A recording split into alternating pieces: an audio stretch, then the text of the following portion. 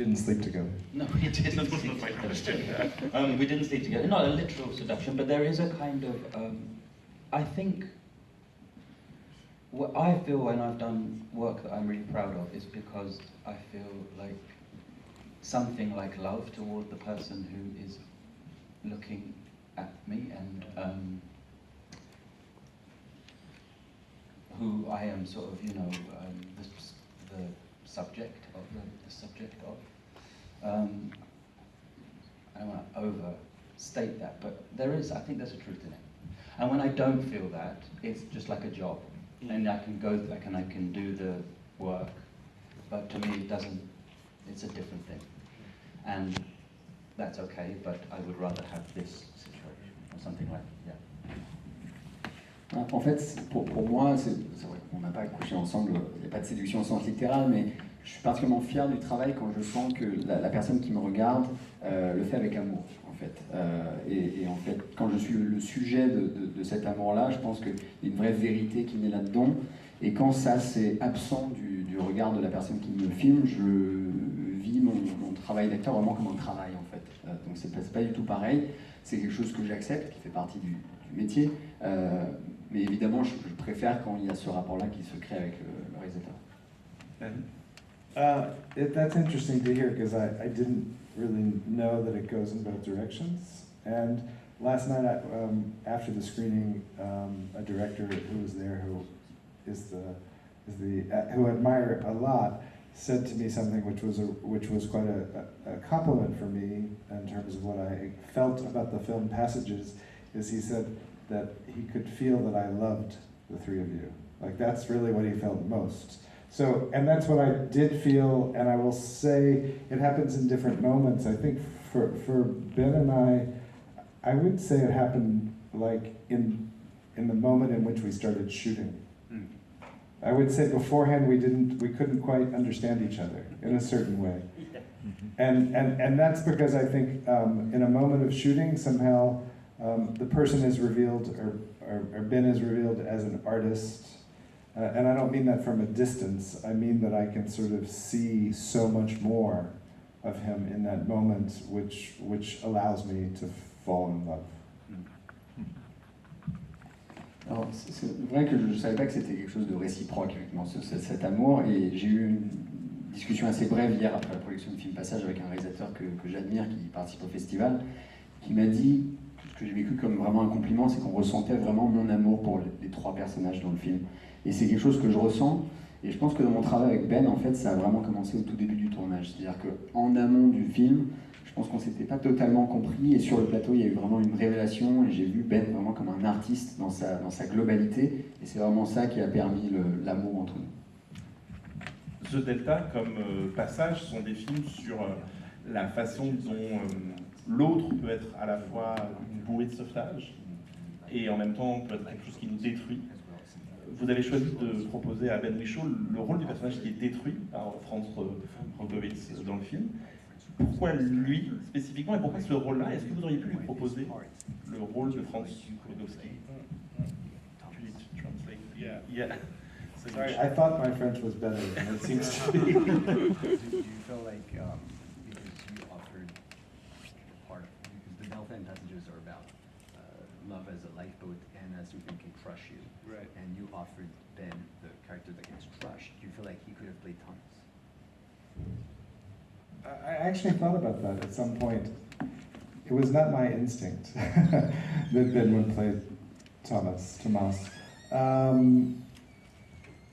And to me, the comparisons with Passages were kind of endless in the film, including the last shot of the movie, and the way in which this, obviously, the Delta could be called Passages. Yeah. There is a sensation of people following into another, and the effect.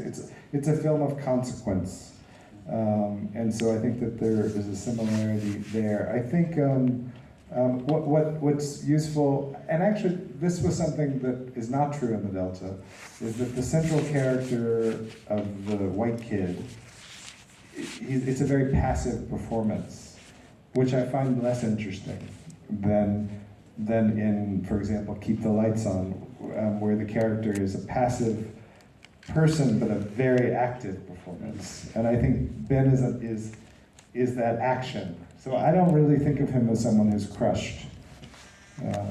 It's too active a present.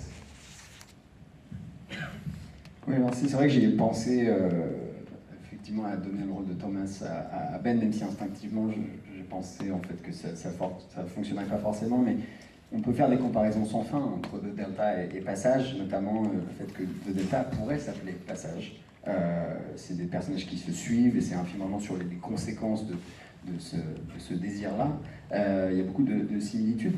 Mais par contre, je pense que dans The Delta, c'est intéressant parce que c'est le personnage du gamin blanc qui est au centre du film. C'est un personnage qui est passif et qui a un jeu assez passif. Et je pense qu'il y a eu un changement dans un film comme Keep the Lights On, où c'est un personnage qui est passif, mais la performance qui est proposée, elle, est assez active. Et le personnage que joue Ben Martin dans Passage, c'est un personnage qui est très actif, et je pense que ça pourrait pas être autrement. Quand on s'embarque dans un film d'Ira Sachs, on sait que ça va être très intime. En tout cas, ce qu'il filme, c'est l'intimité, les corps, les sentiments, ce que les sentiments font au corps. Comment vous êtes embarqué là-dedans? Est-ce que c'est une prise de décision?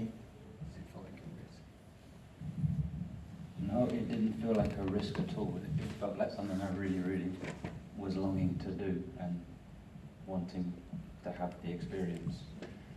It's scary in so much as Ira is somebody who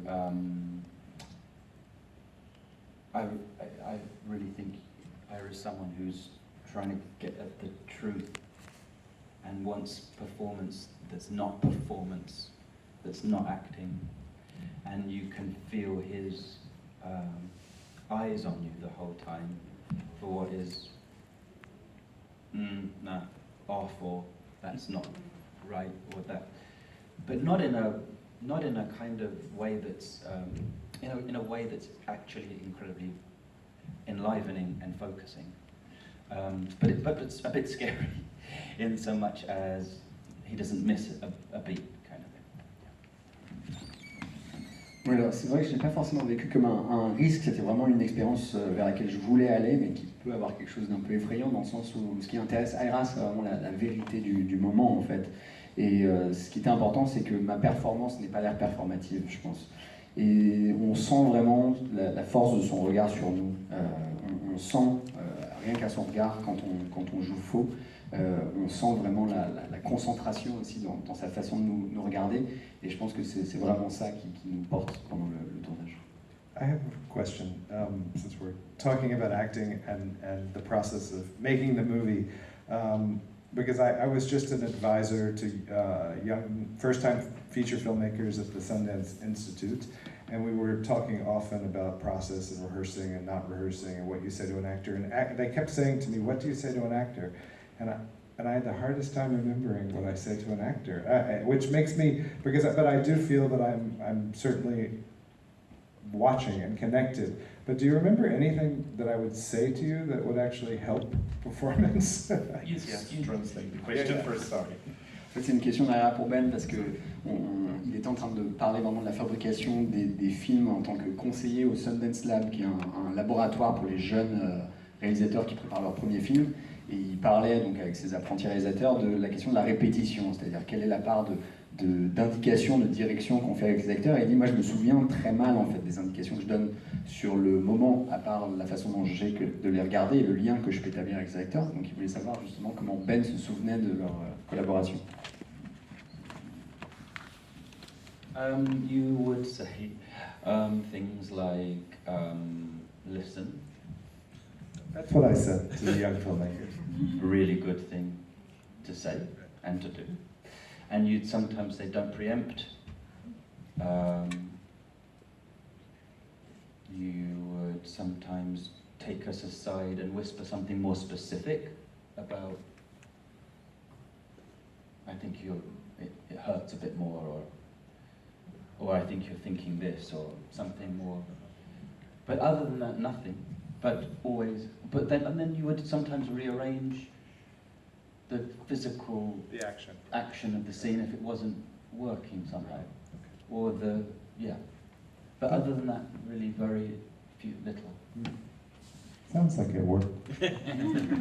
Et tu nous disais quelque chose d'essentiel qui est en fait d'écouter, de ne pas anticiper, mais vraiment d'être dans l'écoute. Et de temps en temps, ça nous arrivait que tu nous murmures des indications plus précises. Par exemple, je pense qu'à ce moment-là, tu as plus mal, ou à ce moment-là, tu penses à telle ou telle chose. Mais à part ça, rien d'autre en fait. À part quand tu sentais que le positionnement qu'on avait par rapport au décor marchait pas, tu pouvais changer un petit peu ça. Mais Ira a dit, je pense que ça a fonctionné. Dans le Delta, mais aussi dans le passage, il y a beaucoup de rapports au corps et des scènes vraiment assez frontales de sexualité, de représentation. Au cœur du festival, il y aura un documentaire sur les coordinateurs d'intimité. La question que je me posais, c'était comment on réussit, quand on est à la fois réalisateur mais aussi acteur, à aborder ces scènes de sexe, ces scènes de représentation, comment on travaille ça, et surtout, quelle relation ça noue entre un réalisateur et son acteur. Because in both films, there's a lot of like full nudity scenes, and in the festival we're going to see a film about intimacy coordinators. So the question was, how do you approach these scenes, and what kind of connection does this create between a director and an actor to film those scenes? It's really about trust that's built, I think, in multiple dimensions. So it's a trust between the actors and myself, and then as important, if not more, as the actors with each other. And I think what you see in passages is a kind of joy and pleasure that the actors had with each other as humans. And I think that comes through. It comes through in the sex scenes, but also in the scenes of pain. Yeah. Physicality.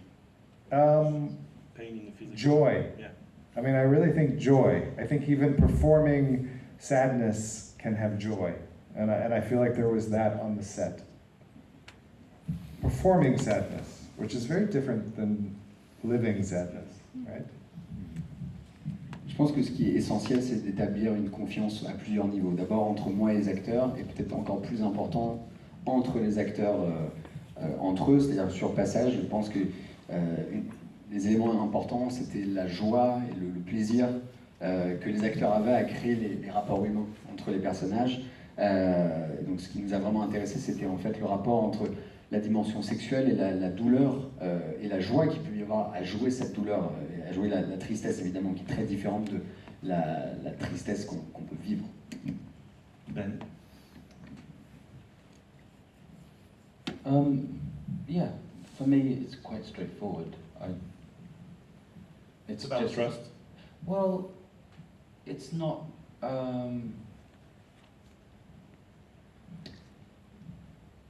You could feel more vulnerable doing a scene where you have to make a cup of tea for some reason, or do you know? It's not really. It's just another thing. You have to. We established that we trusted and liked and enjoyed one another and were sort of inspired by each other, all of us from the beginning. So like, well, whatever needs to happen will happen. And the scene we were doing that day was a sex scene, so you just do the sex scene. And another day there's the scene when you're making the cup of tea or whatever. But it's not really like making a cup of tea could be a really profoundly complicated thing depending on what's happening in the, you know, or like there's not. I get a bit irritated at the moment by the focus on this. Maybe I shouldn't say, but I get frustrated because I don't think it's how acting works and how making things works. I think it's important to have those coordinators if the group of people require it.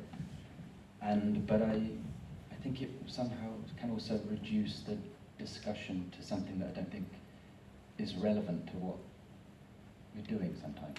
Yeah. Pour moi, c'est très simple, c'est très direct. Et parfois, en fait, j'ai l'impression d'être encore plus vulnérable dans des scènes toutes bêtes de la vie courante où je suis en train de me préparer du thé que dans des scènes sexuelles. Je pense qu'une fois qu'on a établi que non seulement avec le réalisateur, mais avec l'ensemble des acteurs, on s'appréciait et on avait de confiance les uns envers les autres et qu'on s'inspirait mutuellement dès le départ. Ensuite, tout le reste a été très fluide, que ce soit les scènes de sexe ou des scènes où on doit justement préparer du thé. Et parfois, les scènes justement dans la cuisine peuvent être encore plus profondément complexes que les autres. Mais c'est vrai que toute cette conversation actuelle qu'on a sur beaucoup de plateaux avec les coordinateurs d'intimité me frustre un petit peu parce que je pense que en fait, la fabrication d'un film, elle est différente. Évidemment, c'est essentiel que ces gens soient là si les acteurs en ont besoin, mais je pense que ça réduit un peu le dialogue à des choses qui ne sont pas forcément essentielles.